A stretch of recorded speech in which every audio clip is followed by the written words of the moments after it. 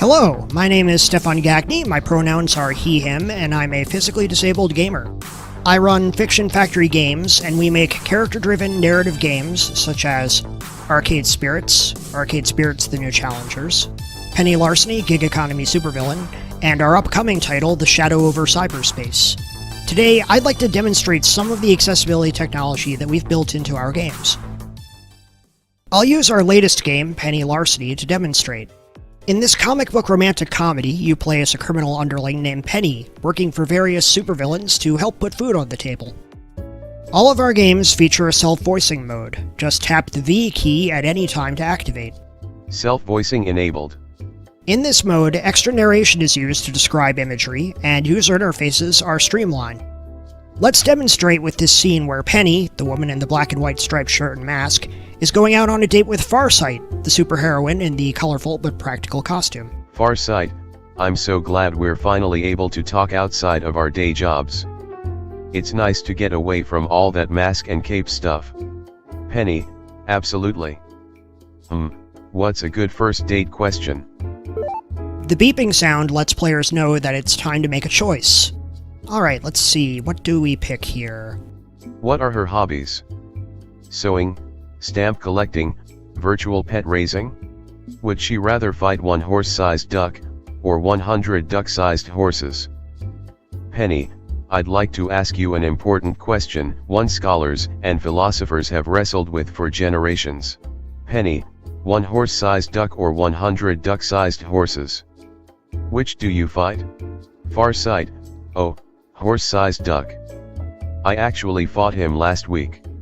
For sighted players, we have options to help customize the user interface to their needs.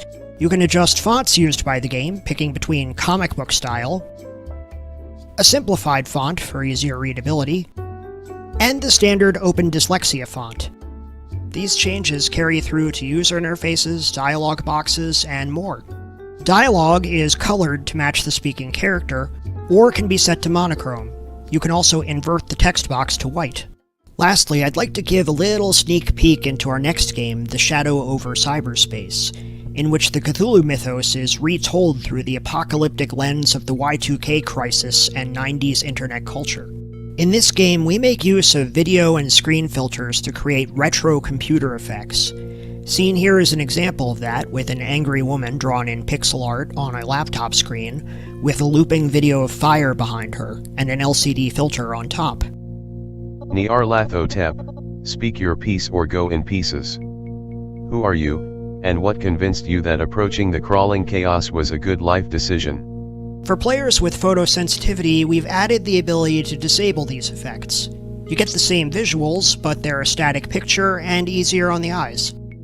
The game also makes use of video during sequences where you watch television. We use open captioning to ensure everyone can enjoy this part of the game, and when using self-voicing mode, additional visual narration is added. Static gives way to the TV23 logo, WYGH-TV, Arkham, Innsmouth, Dunwich. A TV test pattern plays through static. Here is a world of communication, tailored for your needs of today and tomorrow, bringing together all people in a new era of understanding. Two teenagers visit a 1950s World's Fair exhibit on telecommunications. Moving forward, I'm hoping to ensure all our stories are as accessible as we can make them.